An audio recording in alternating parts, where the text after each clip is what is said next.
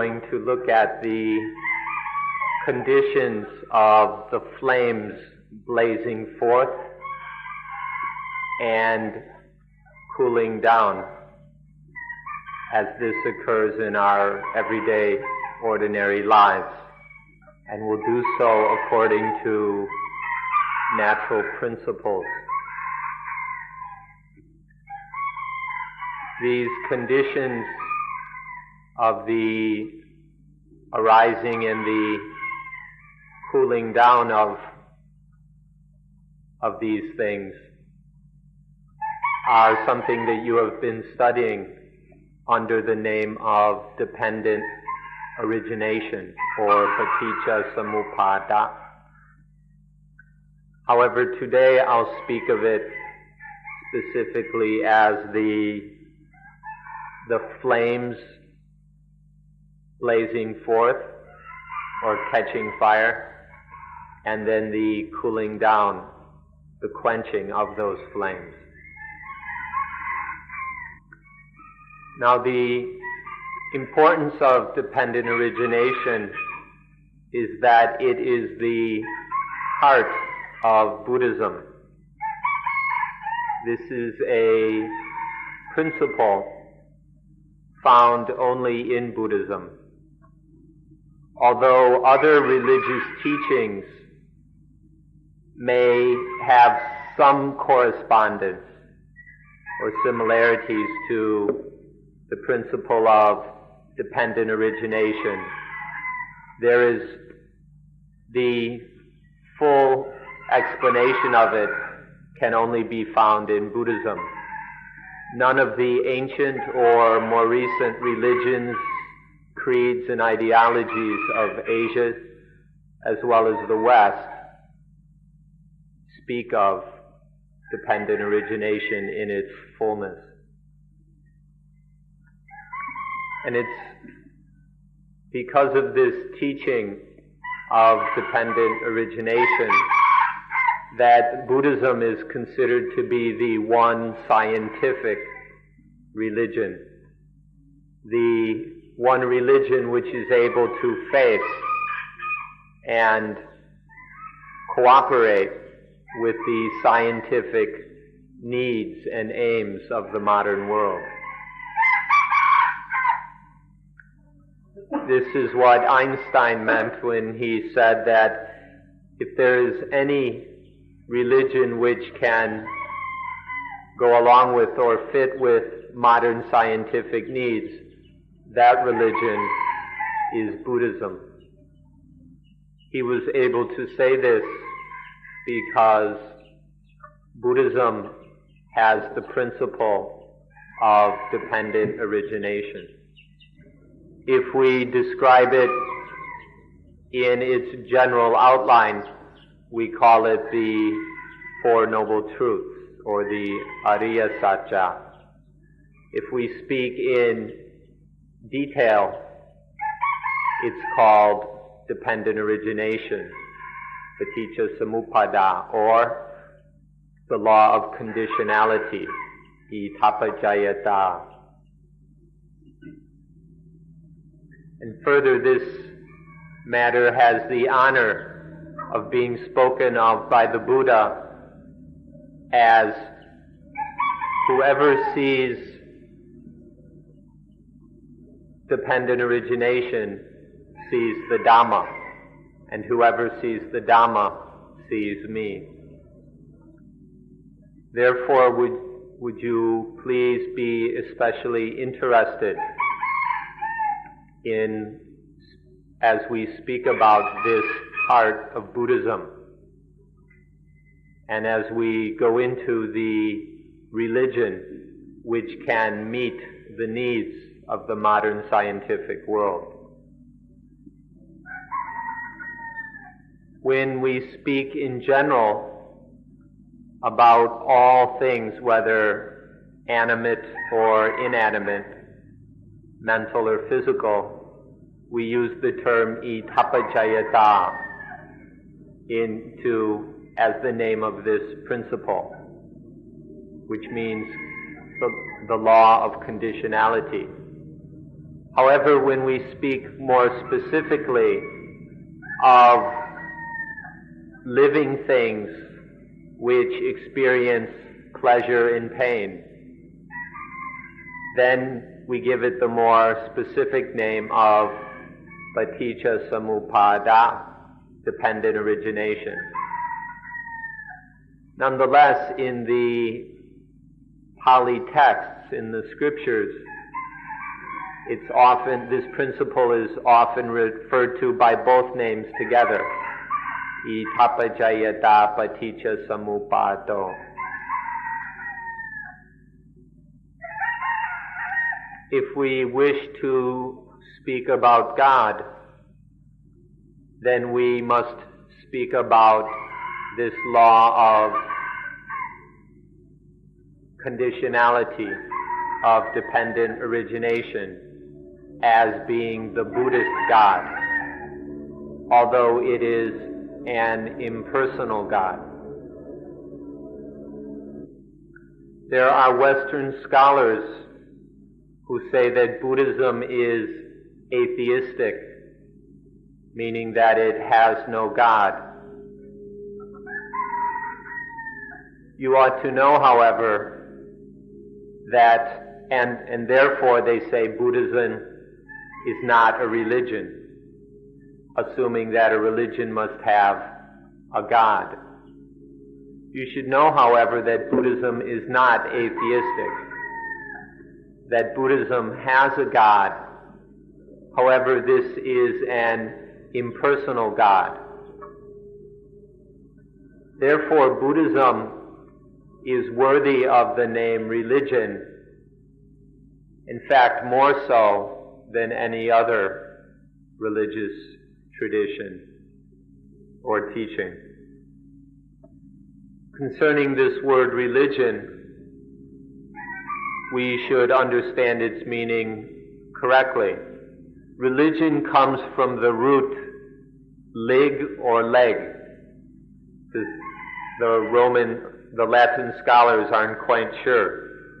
One means to observe in the sense of practice, and the other means to bind. And so we ought to understand the word to religion to mean the system of observances or practices which binds humanity, binds the human being to the highest thing. With this definition of religion, Buddhism fits perfectly, 100%, because Buddhism is the way of practice that ties the human being to the highest thing, namely Nibbana, the total quenching of dukkha. This principle is a natural one, which means that everyone is able to practice it, regardless of their nationality, sex, or religion. That means each of you, is able to apply this principle in order to end suffering or dukkha in your everyday lives. This is possible because dependent origination is a natural principle. This principle is an eternal one that can be used and applied by human beings anytime, whether in the present or in the future. Ever since humanity first discovered this principle, and for as long as humanity exists, this principle will be always applicable and available. So it's of eternal significance for human beings. When we speak of the life which is flaming and blazing, we also ought to reflect on the life that is cool, where all the heat and burning has cooled down.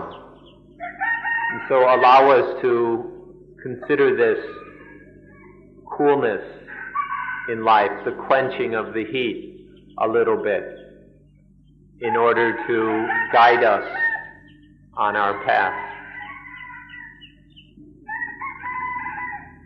In religions with ordinary kinds of gods, the meaning of coolness is to be united with God.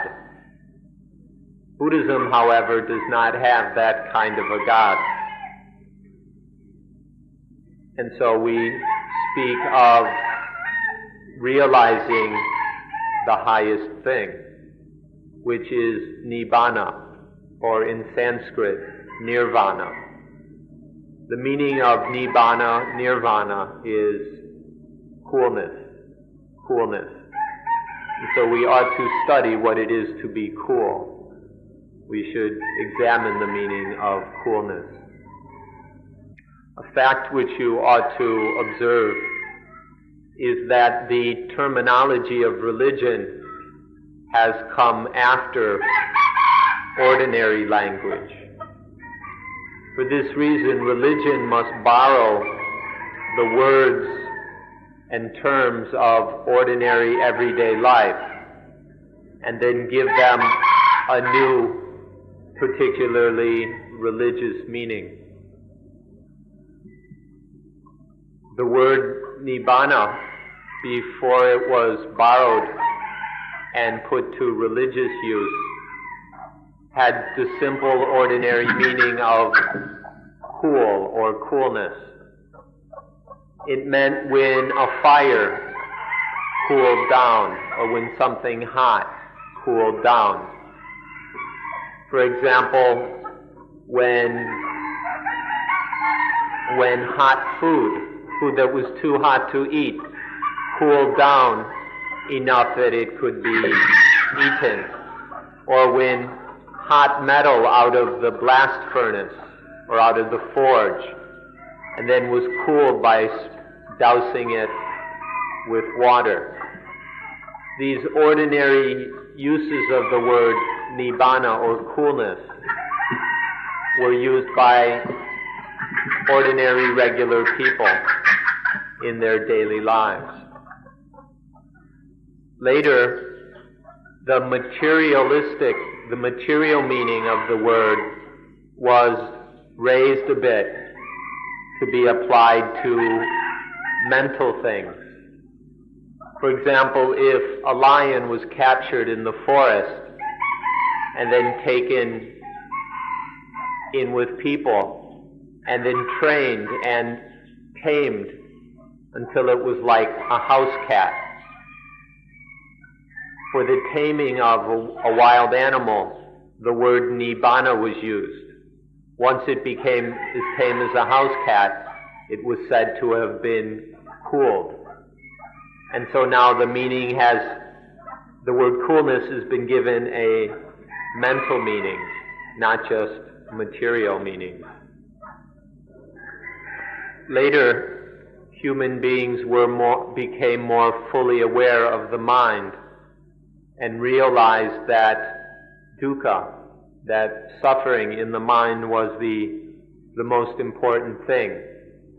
And so they searched for coolness, for the quenching of the heat within the mind. At one stage, people thought they found this coolness in sensuality, including in sex. By satisfying sensual desires, they thought they found a coolness, and they called this Nibbana. However, this was a very shaky and confused kind of coolness, and so people looked further. And then some yogis and meditators discovered what are called the jhanas. These are deep states of calm, where the mind is exclusively focused on a single object. And in this deep samadhi, or collectedness, concentratedness of mind, there's a great peace.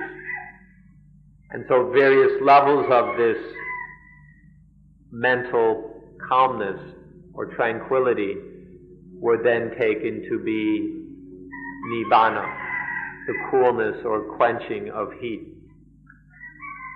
Now these two understandings were two different periods.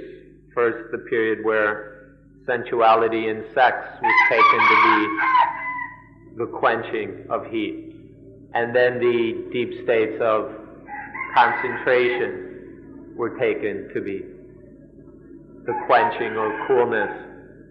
And then later, the Buddha appeared, and the Buddha discovered the principle of nature, and he did so fully. And so he realized that sensuality or states of tranquility were not the answer. These were not sufficient. They would not last. These were not the quenching he had been looking for. He saw that the truest, the perfect, complete meaning of coolness is the quenching of the fires of lust, the fire of hatred, and the fire of delusion. When the mind is totally free, entirely free of lust, hatred, and delusion, that is the ultimate meaning of coolness. And so one finds coolness when there's no more potential, no more possibility in the mind of these fires igniting again. They've been quenched absolutely. This is the genuine, true meaning, the absolute meaning of coolness. It's rather funny that even now, 2,600 years later, there are still people who take sensuality, who take sex to be the highest, the best thing. Or they cling to the highest positive as their goal in life, as the end of their problems. So we need to look very closely to understand that even the highest positive, even the best positive, is hot. We need to realize that true coolness is beyond even the positive. True quenching is beyond and above both the positive and the negative. Now it's quite difficult for people to understand that even the most exquisite, refined positive is still hot.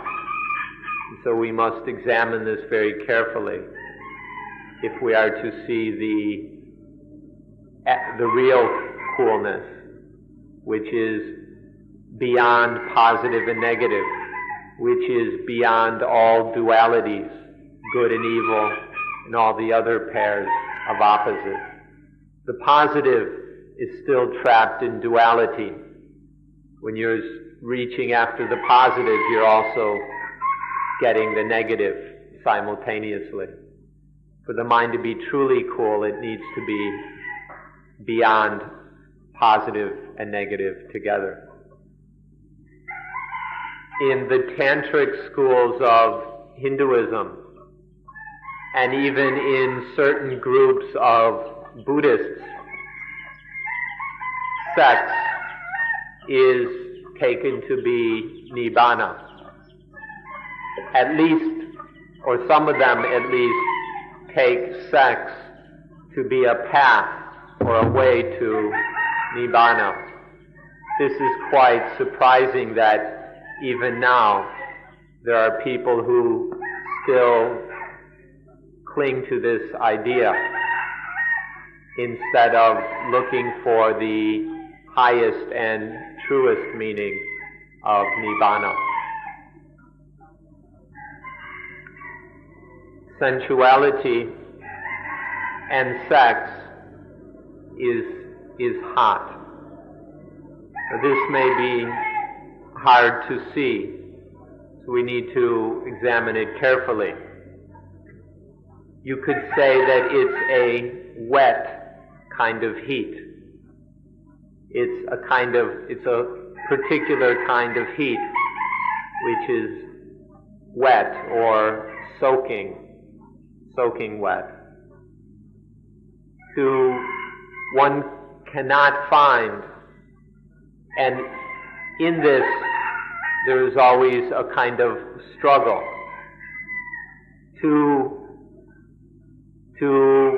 rely upon, to base one's life on sensuality and sex means that one is involved in constant struggle, in all kinds of difficulty regarding these things. It's much easier, much better just to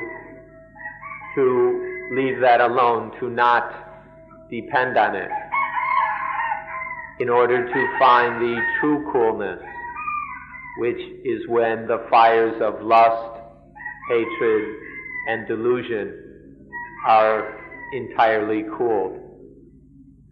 Now the coolness which is our aim, our goal, has two important qualities. We should understand them. The first quality of this coolness is peacefulness, a cool peacefulness. And the second quality is usefulness. The coolness we're speaking about here is perfectly peaceful and fully useful. The peacefulness, the cool peace, which is another name for Nibbana, has at least four aspects. There are many different aspects to this, or ways of looking at it, but four basic ones are: the first is calm or peace or peacefulness. The second is stability. The second one is a stability, a firmness. The third is freedom or independence. And the fourth is activeness, a readiness. These are four basic aspects of the cool peace: the calmness, stability, freedom, and activeness. Now some people like to speak of Nibbana as happiness. In doing so, we must be very careful to understand what kind of happiness is meant. Many people will, when hearing the word happiness, assume it's the ordinary kind of happiness that they've been running around looking for all along. Most people, when they hear that Nibbana is the highest happiness, think that it's just another kind of positive, getting something, getting positive or having positive. But the happiness of Nibbana is a totally different kind of happiness. It has nothing to do with the positive, nothing to do with getting or having. It's the happiness when life is totally free, totally above all positive as well as all negative. So if you want to think of Nibbana in terms of happiness, please understand the kind of happiness that is meant. Don't confuse it with the ordinary happiness of worldly people. The second meaning of the Nibbana we're speaking of is usefulness. Many people misunderstand that when one realizes Nibbana, one is as still as a rock, that one doesn't move, that one doesn't do anything. This is a terrible misunderstanding. In fact, if it's real Nibbana,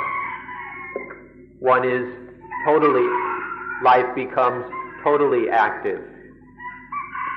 The thing here is that the activity is useful. There's nothing harmful or destructive about the activity anymore. Life is fully active. And there's a natural, spontaneous inclination to act in the way that is useful and beneficial.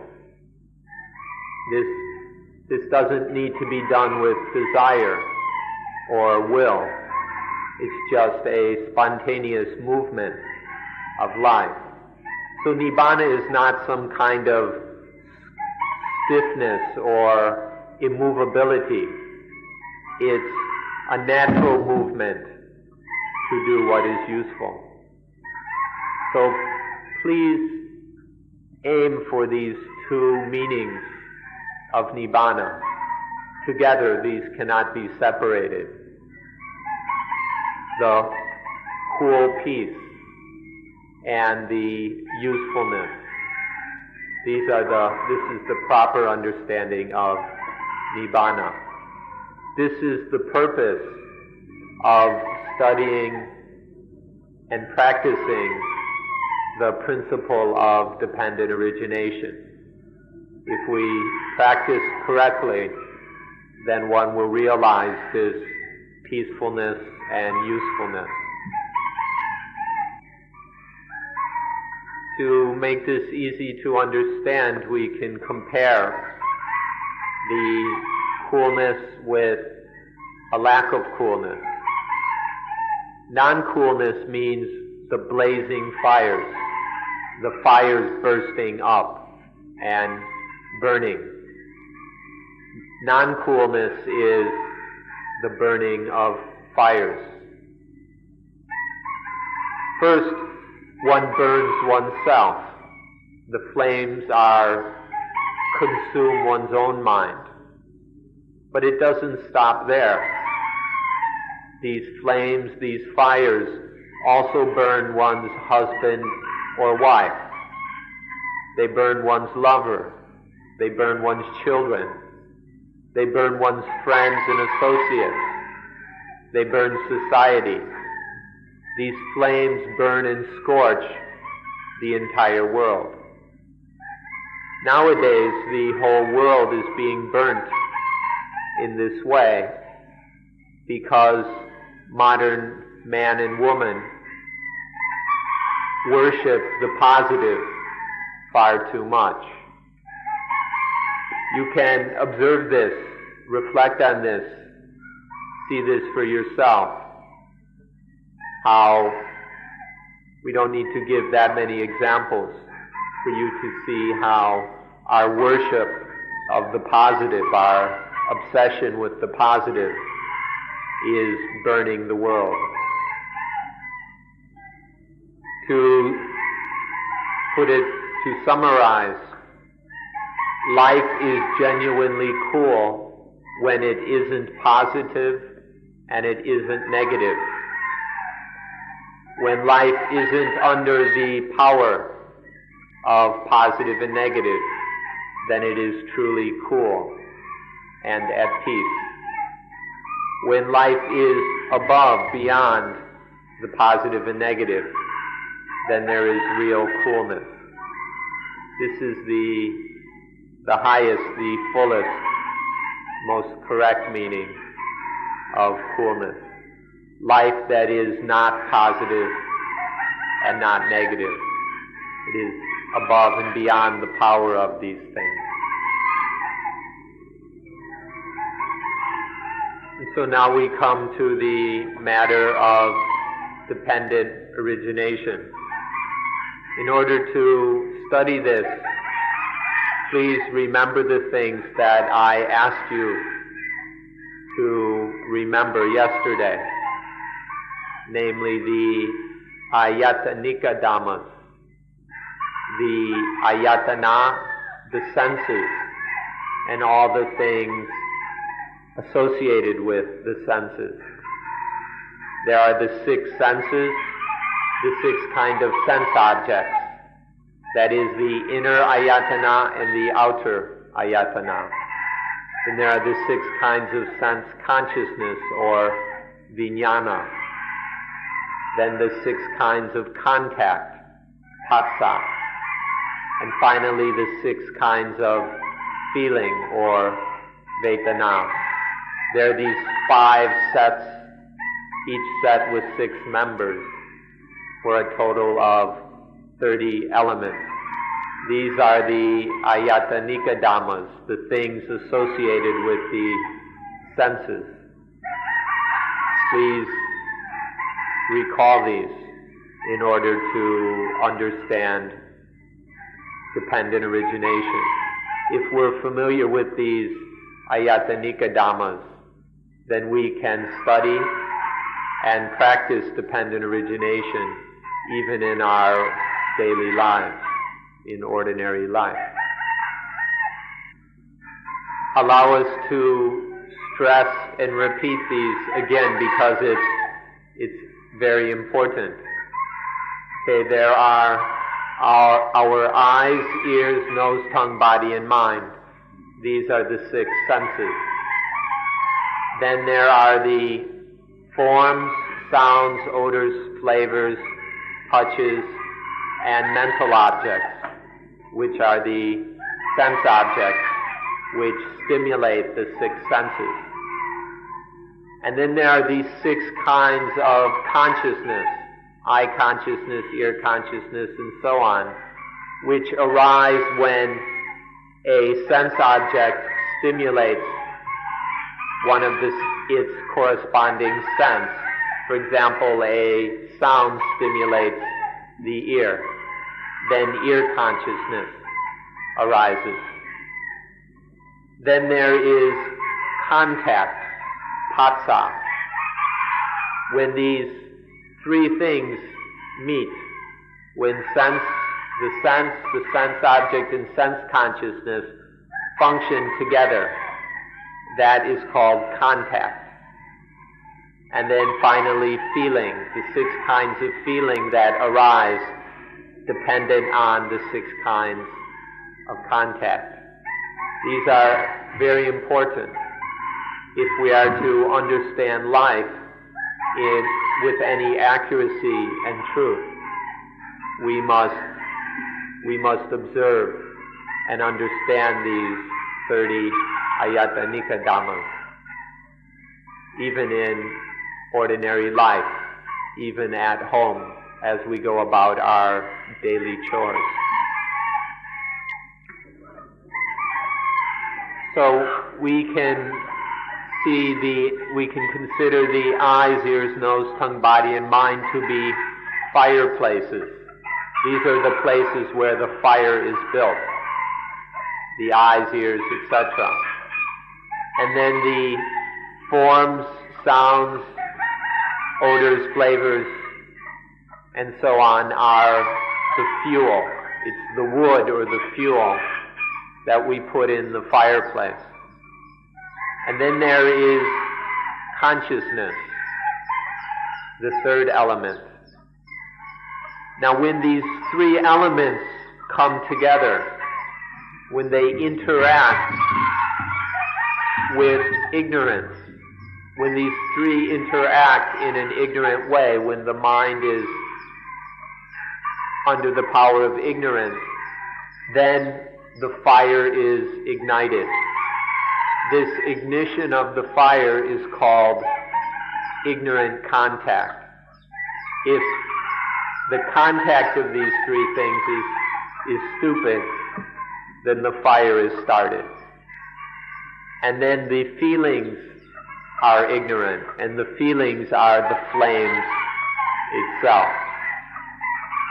So you can understand the senses are the fireplace, the sense objects are the fuel, then there's consciousness. Sense contact is, when it's under the power of ignorance, is the ignition of the fuel, and then the feelings are the flames, are the fires themselves.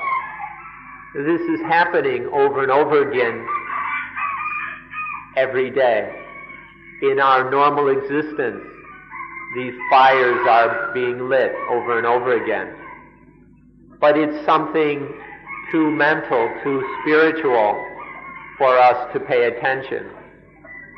We're so concerned and so obsessed with material things that we ignore and overlook these flames as they get ignited over and over again, many times, hundreds, thousands of times in a day. So it's necessary to start to observe this. This is easy to understand if we follow the principle, if we see and follow the principle that if stupid at contact, the fires blaze. But if mindful, attentive, that means intelligent at contact, there are no fires. If we're stupid at contact, it catches fire. But if there is mindfulness and intelligence, the fires can't catch. Now, if contact is ignorant, then the feelings that arise from it are ignorant, are foolish. And when these feelings are stupid, then there arises desire, tanha. And the word tanha always means something blind, something ignorant. So this means if there is foolishness, ignorance at contact, then it will lead to desire, which gets us into all kinds of problems. However, if we are intelligent, mindful, and awake at contact, then any feelings that arise will be cool. The feelings will be intelligent rather than stupid. And then, instead of desire happening, there will be aspiration. The aspiration, the aim to do what is correct, to do what is truly beneficial and safe. So study this difference very carefully, not by thinking but by watching it in life. The difference between if there's a lack of awareness, if there will be ignorance at contact, the contact will be stupid, the feeling will be stupid, and there will be desire, which is always blind. However, if there's mindfulness and intelligence at contact, the feeling is safe, is cool, and there arises aspiration. aspiration or sankappa, which is just for the mind to tend towards what is high, towards what is truly peaceful and of benefit.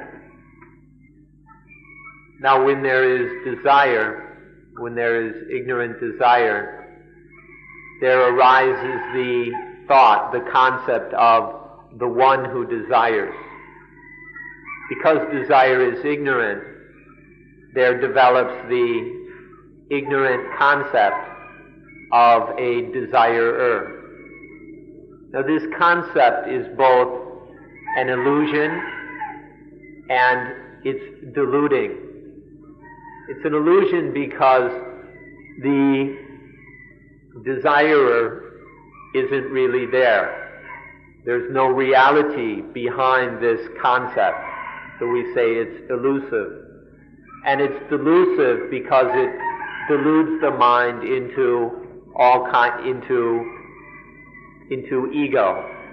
The ego is born, the me, which leads to selfishness. So we say that this is elusive and delusive. What's quite funny about this, and helps you to see this, the illusion at work, is that the desirer doesn't happen until after there is desire. The desire comes first, and then the desirer. Now, this may sound illogical, but the problem is in the limits of your own thinking, if it does seem illogical. But if we watch, first arises desire, and only then does the desirer, the one who desires, that me that desires, appear. Now people are unable to understand Dhamma because they don't catch this truth. As long as people don't see that desire must come first for there to be a desirer, they'll never be able to understand Dhamma.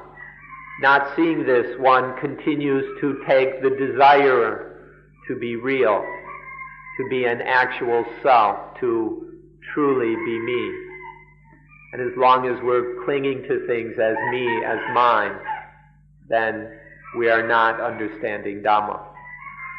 But once we realize that the desire comes first and only then the desirer, no matter how illogical this may sound, once we see it, the Dhamma becomes clear.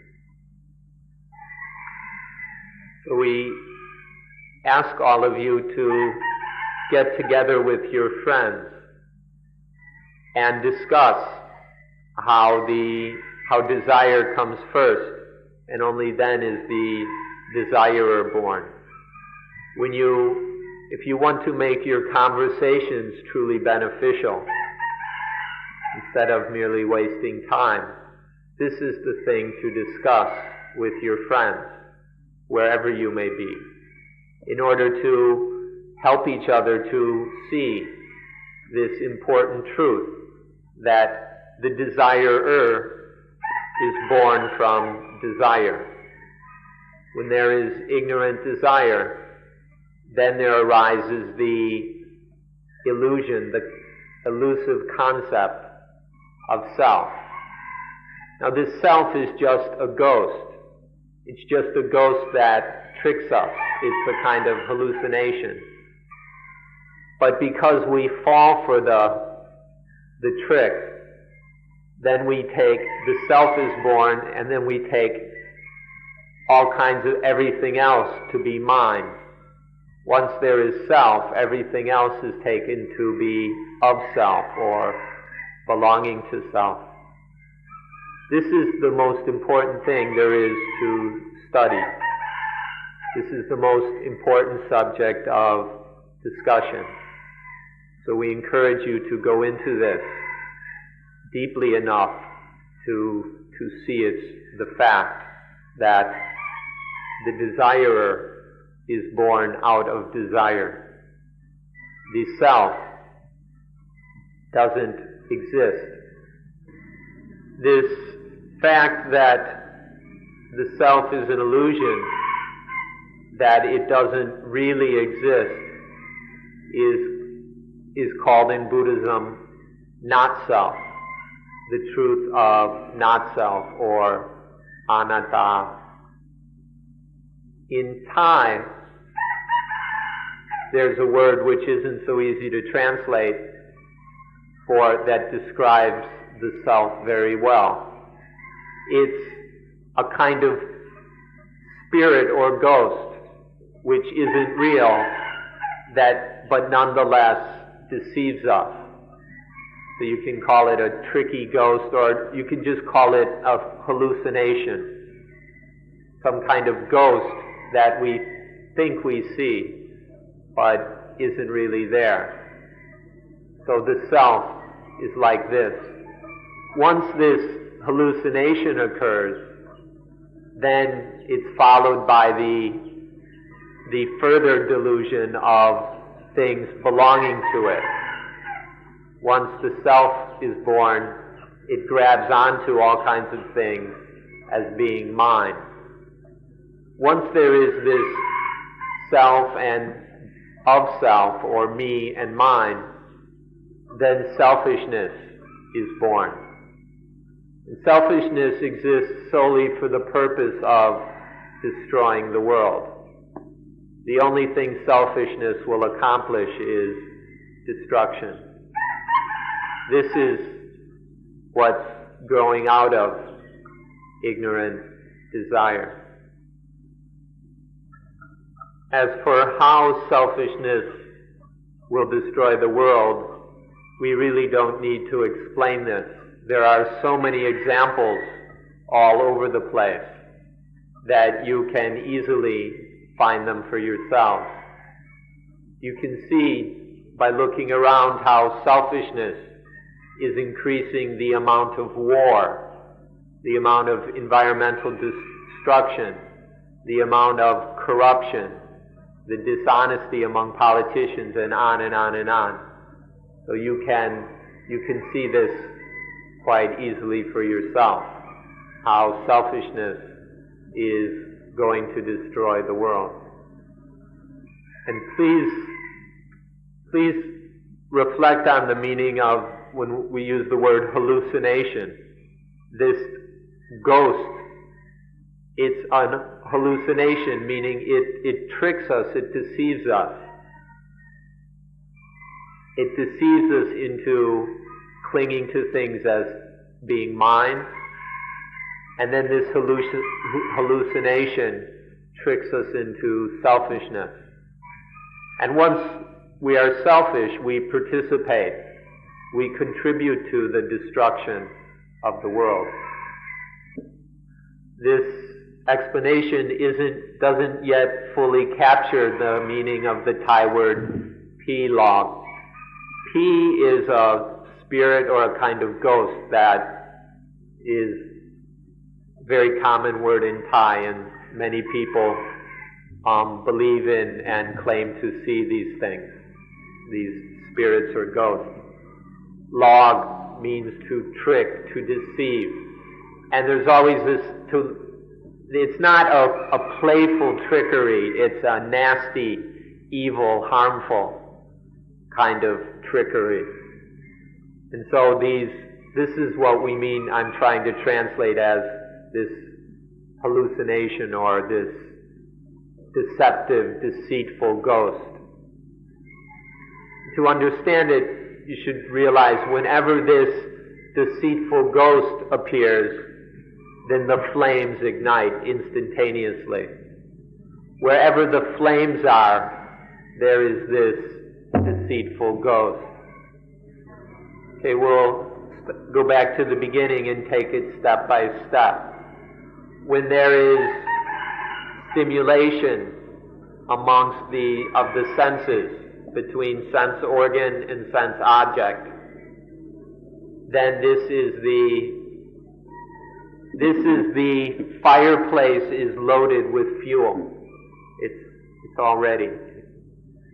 Once there is ignorant contact and then ignorant feeling, the fire has been started and is being stoked. Once there is tanha, desire, the fire is blazing. Once the fire leads to attachment, upadana, becoming, bhava, and then ego birth, jati, then the fire is burning. It's burning and consuming.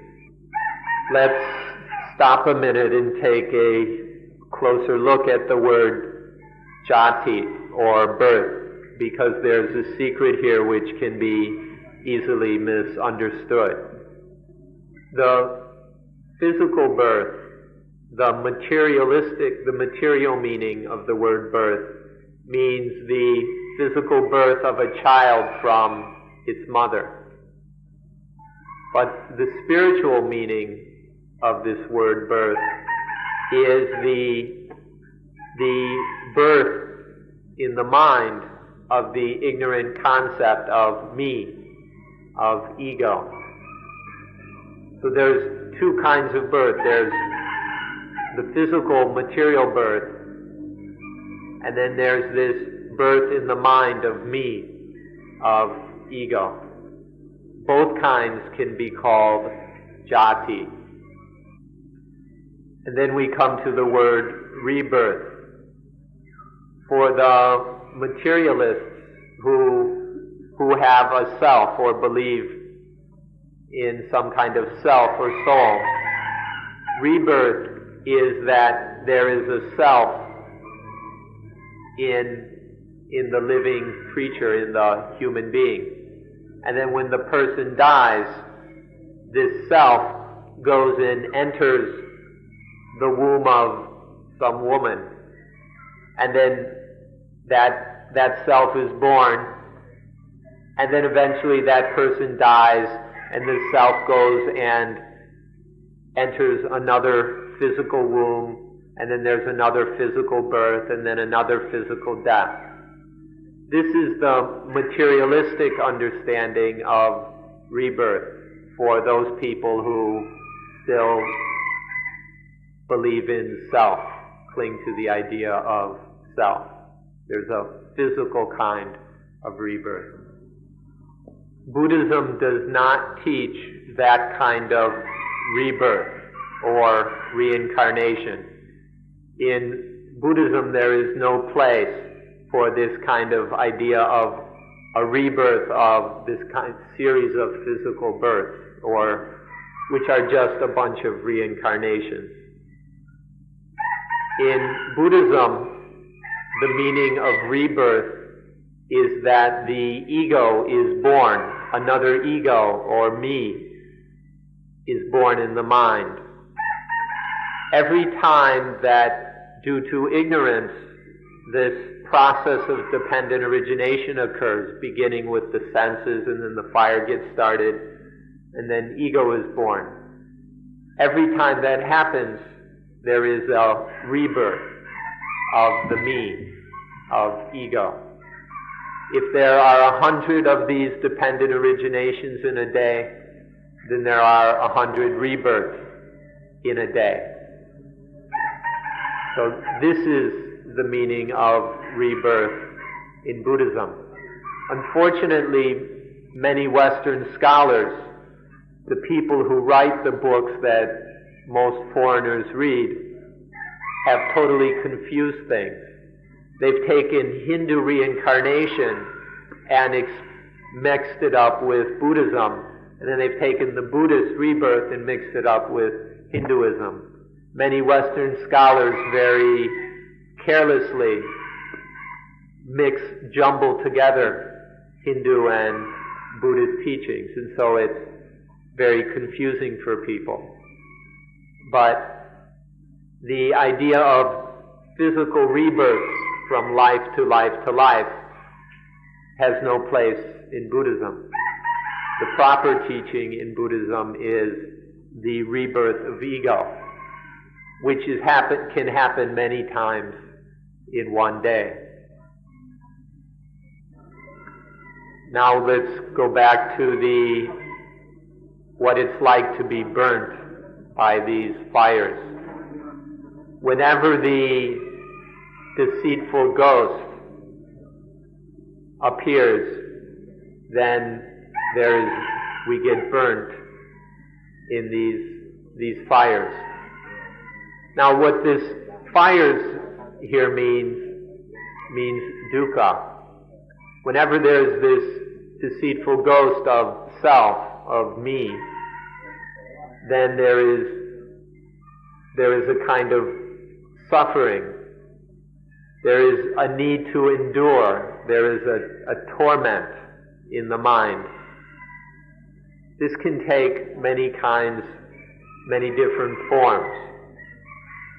For example, when there is self, when this deceitful ghost appears, then there may be thoughts of death.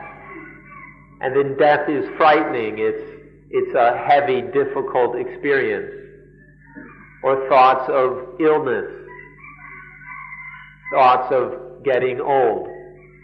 If there is ego, and one has then any thoughts or concepts about illness, old age, and death, is very peaceful or very painful. These are frightening. They terrify us. This is then to be burnt by fires of old age, illness, and death. There are other symptoms of these fires. One is sorrow, soka. Then there's paditewa, lamentation, dukkha, pain, domanatsa, sadness, and upayasa, anguish, despair. None of these different fires can appear without the deceitful ghost to light everything on fire. But once there is the me, then the me can experience all these different kinds of suffering: sorrow, lamentation, pain, sadness, and anguish. So these are the different kinds, some of the different fires that burn one when there is self. All of these things can be called trouble or problems. When there is self, then self has a problem. As soon as there is self, there is a problem. Old age, illness, and death become a problem. If there's no self, these things aren't a problem. There's nothing heavy or troublesome about them. They're just natural facts. But as soon as there is this deceitful ghost, all these things become trouble. They become problems. And these problems burn. They burn the mind. They burn life. Now the ghost deceives us so that we don't even know the fire. Although we're burning, we don't even realize it because we're tricked by this ghost. In fact, the ghost deceives us so badly that we go and love the fire. We just love getting burned. And so we're tricked so badly that we cling desperately to the positive. So first this hallucination appears, and then this ghost tricks us so we don't even see the burning that is going on. And then we fall in love with the burning. We take it to be positive. We delude ourselves that this is positive, this is great, this is wonderful, this is beautiful. This is how the ghost deceives us. This ghost deceives us so that we love selfishness. The selfishness that is destroying the world and doing all the harm that is done to people becomes very attractive to us because this ghost deceives us. Let's stress once again that in the cycle of the ayatanika dhammas, the things connected to the senses, that when the sense objects stimulate the sense organs, then the fireplace is loaded.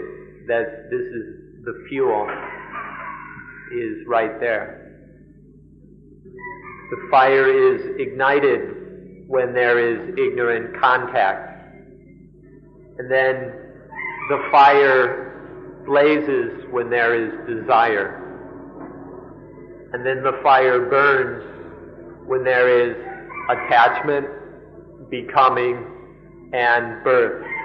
The birth of the ego, the spiritual birth that we have already discussed.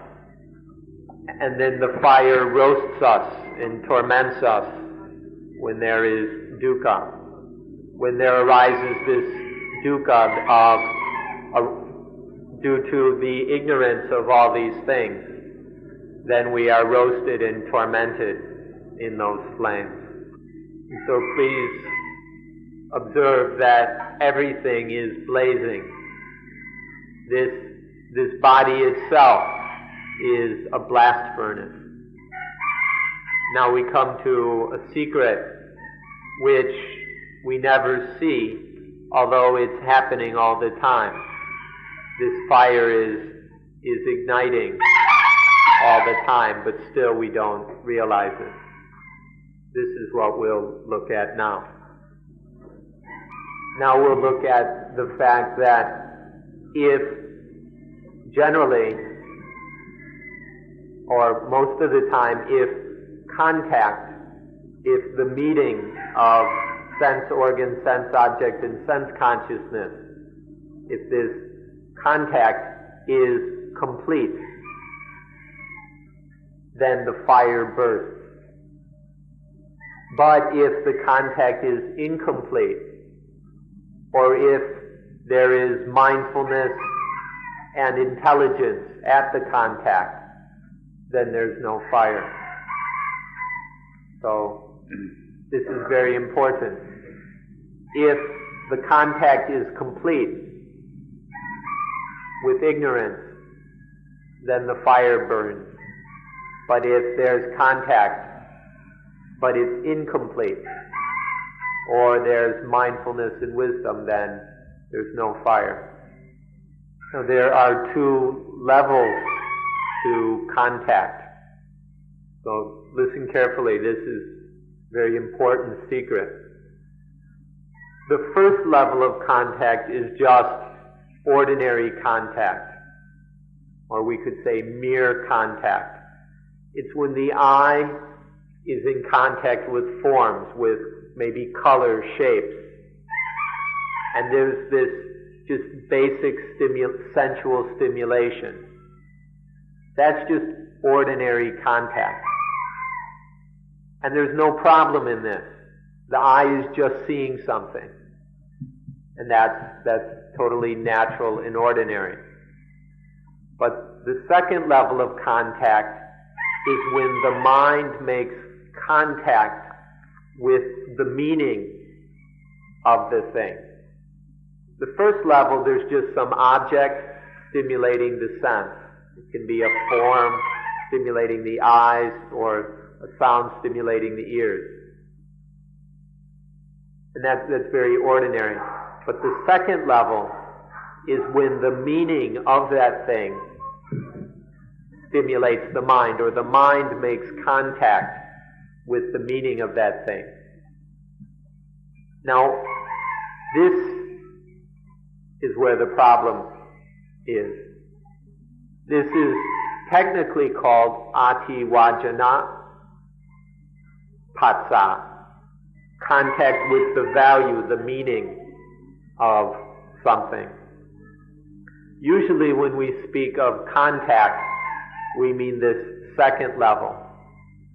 The first level of contact is something very ordinary. It's like if you just look right now, your eyes see something, and then as your eyes move, it's gone. What you saw a moment ago is gone. You see something new, and then it's gone. And the mind isn't getting stuck on anything.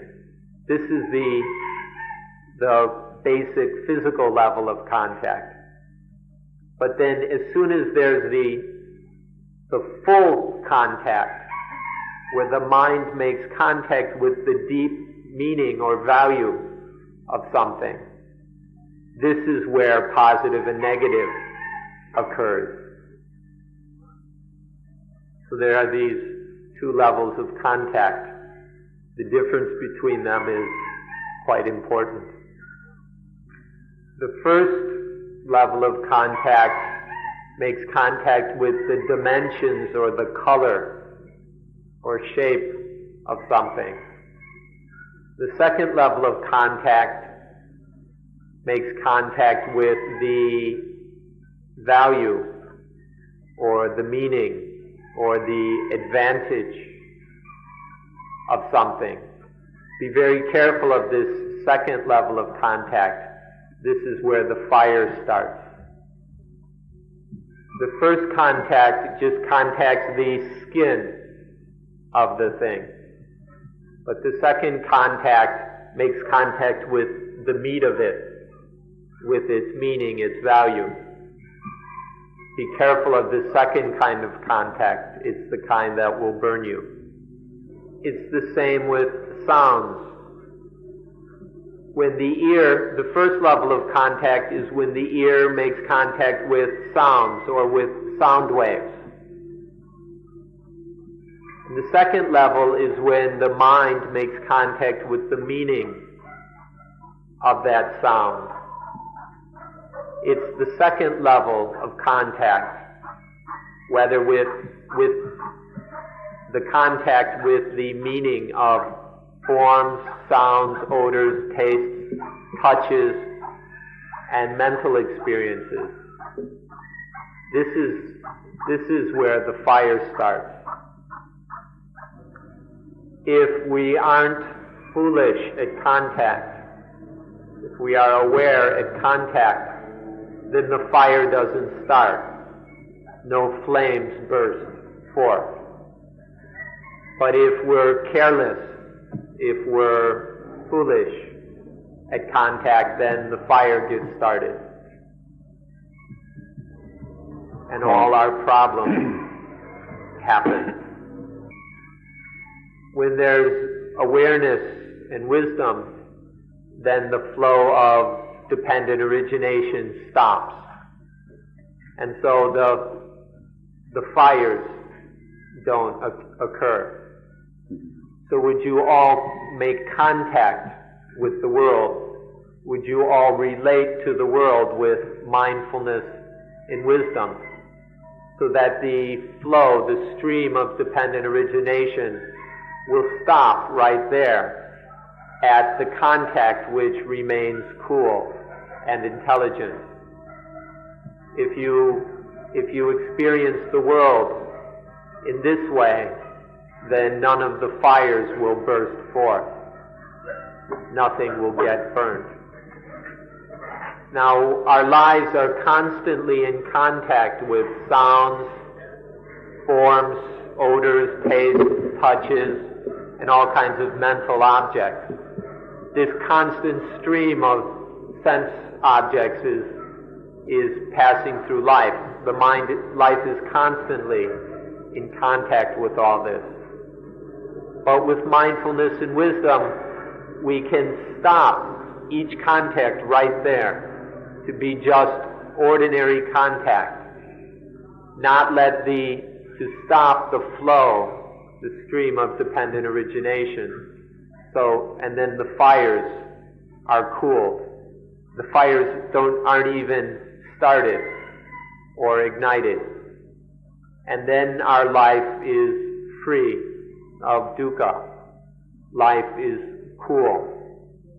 And we've realized the purpose of life, the peacefulness and the usefulness.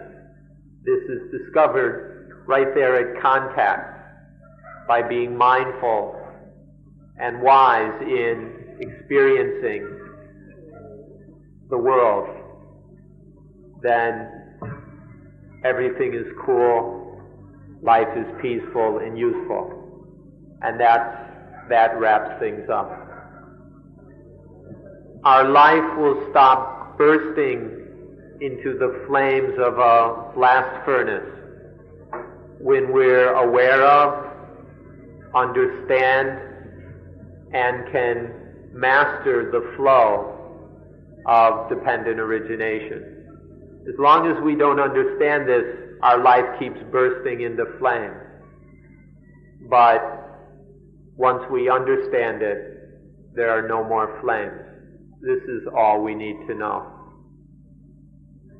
This subject is quite an extensive one, and so the time has filled up quite quickly. So we'll wait for another day to talk about the kind of knowledge or the science which enables us to control the flow of dependent origination so no flyers ignite. So we'll speak on that later. We'd like to thank you for being patient and careful listeners, and we appreciate your attention. We ask that you allow us to close today's meeting.